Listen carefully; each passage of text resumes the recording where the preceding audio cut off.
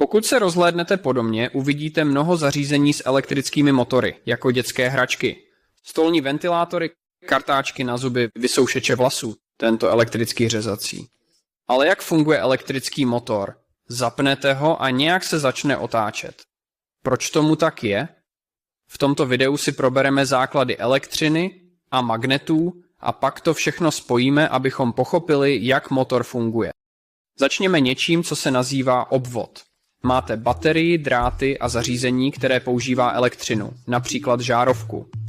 Proud prochází tímto obvodem, ale při přerušení drátu elektřina přestane proudit a žárovka zhasne. Cesta musí být kompletní pro správnou funkci obvodu. Nejlépe toho dosáhnete vypínačem. Elektřina proudí drátem. Tomu se říká konvenční proud. Pokud vyjmeme baterii a otočíme ji, proud poteče opačným směrem. Žárovka bude fungovat v obou případech, ale některá zařízení budou fungovat odlišně v závislosti na směru proudu. Dobře, to jsou základní principy obvodu. Teď se podíváme dál. Toto je magnet. Má severní pól a jižní pól. A rád přitahuje jiné kovové předměty, jako jsou tyto sponky. Pokud přiblížíte další magnet, opačné póly se přitahují a stejné se odpuzují. Magnety nemusí mít tento tvar. Například některé magnety mohou být ploší jako tento. Můžete si tento magnet představit jako vždy zapnutý. Vždy funguje. Opravdu ho nemůžete vypnout. Proto se někdy nazývá permanentní magnet. Je složen z mnoha menších magnetických domén, které jsou seřazeny stejným směrem. Ale později uvidíte magnet, kde tomu tak není vždy. Vezměme jeden z našich permanentních magnetů, vyvrtejme do něj díru uprostřed a dejme ho na něco, co mu umožní otáčet se. Teď přibližte další magnet. Náš točící se magnet se okamžitě srovná tak, aby opačné póly byly vedle sebe. Nyní vyměňte boční magnet. Stejné póly se odpuzují, opačné se přitahují. Pokud budeme stále měnit tyto boční magnety, náš rotující magnet se bude stále točit. Tento koncept rotujícího magnetu je důležitý. Brzy se k němu vrátíme. Tady je kovový šroub, který není magnet. Skládá se z magnetických domén, ale směřují náhodně. Nyní vezmeme drát, několikrát ho pečlivě obtočíme a vytvoříme obvod.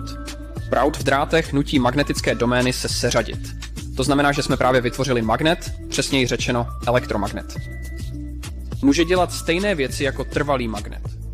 Může zvedat kousky kovu a má severní a jižní pól, které přitahují nebo odpuzují jiné magnety. Ale elektromagnet je zvláštní v tom, že ho lze zapnout nebo vypnout, jako žárovku. S permanentním magnetem to nejde. Teď sledujte, co se stane, když otočíme baterii. Elektrický proud tekl tímto směrem, ale nyní teče opačně, což způsobí výměnu pólů našeho magnetu. Sever se stane jihem a jih se stane severem. Tomu se říká obrácení polarity elektromagnetu. Místo otáčení baterie je jednodušší jen přepojit dráty. Mějte na paměti, že elektromagnet se může při dlouhém zapnutí velmi zahřát. Varování pro vědecké projekty. Vraťme se k našemu rotujícímu magnetu. Tentokrát nahradíme rotující magnet naším elektromagnetem. Jakmile připojíme dráty, magnet se zapne a srovná se s bočním magnetem. Ve skutečnosti by připojení těchto drátů zabránilo volnému otáčení šroubu. Ale důležitý je zde koncept rotujícího dráty, abychom obrátili póly na elektromagnetu. Stejné póly se odpuzují, opačné se přitahují. Změňte polaritu. Stejné póly se odpuzují, opačné se přitahují. Pokud budeme neustále měnit polaritu, náš elektromagnet se bude jen točit. Abychom to zesílili, přidejme z boku další permanentní magnet. Všimněte si, že tato strana má jižní pól směrem ke středu a tato strana má severní pól směrem ke středu. Boční magnety pomáhají otáčet středem. Toto zde ukazuje samotné základy elektrického motoru. Ale musíme udělat pár vylepšení. Dva boční magnety mohou být nahrazeny silnějšími zakřivenými magnety. A místo šroubu z dráty použijeme kovovou smyčku. To se nazývá kotva. Připojte naše dráty a máme opět obvod.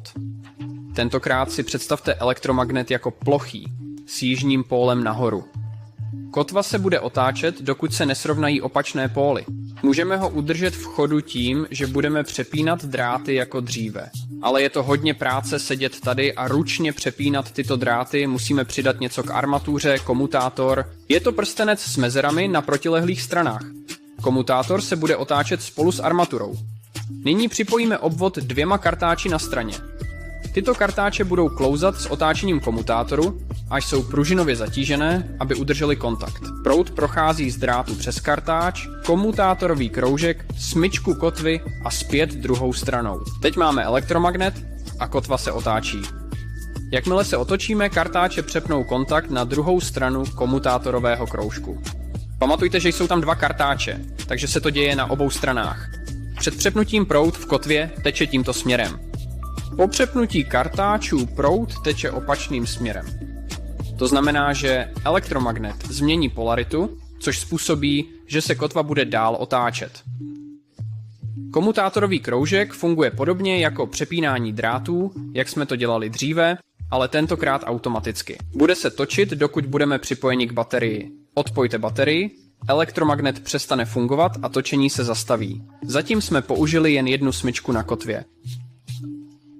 To způsobí, že náš motor bude mít nepravidelnou rychlost a můžeme se zaseknout z kartáči na půl mezi segmenty komutátoru. Co můžeme udělat, je rozdělit komutátorový kroužek a přidat další smyčku. Kartáče jsou nejprve v kontaktu s těmito dvěma segmenty komutátoru, což zapne elektromagnet a způsobí, že se začne otáčet. Jakmile se dostaneme sem, kartáče přepnou kontakt na další pár segmentů komutátoru. To znamená, že tato smyčka se vypne a další se zapne. Teď se tento elektromagnet chce otočit. Kartáče přepnou kontakt a další smyčka se zapne. To se děje stále, jak se náš motor otáčí. Je to skoro jako by smyčky vystřídaly roli elektromagnetu. Některé elektrické motory mají mnoho smyček na kotvě. To zajistí, že motor bude neustále rotovat. Tato rotační síla na kotvě je točivý moment. Silnější točivý moment znamená rychlejší otáčení. Existují způsoby, jak zlepšit točivý moment motoru. Elektromagnety jsou silnější s více dráty. Je pravda, že při omotávání více drátů kolem kovového šroubu platí to i pro kotvové smyčky z mnoha drátů. Motor bude mít silnější elektromagnety, což znamená rychlejší otáčky. Při pohledu na obrázky skutečných elektrických motorů uvidíte spoustu drátů omotaných kolem. Ano, je to z toho samého důvodu. Více drátů znamená silnější elektromagnety. Další způsob, jak to zesílit, je použít více elektřiny. Naučme se zde ještě několik pojmů. Část, která se nepohybuje, se nazývá stator. V tomto případě jsou to dva permanentní magnety na straně, které se vejdou dovnitř okrajů motorového pouzdra. Kotva uprostřed je rotor. Pamatujte, že toto je ta část, která se otáčí. Hřídel prochází středem a vyčnívá ze zadní části motoru. To, co jsem vám ukázal v tomto videu, je stejnosměrný motor. Pokud máte zařízení, které se pohybuje a je napájeno baterií, je velká šance, že v něm je stejnosměrný motor.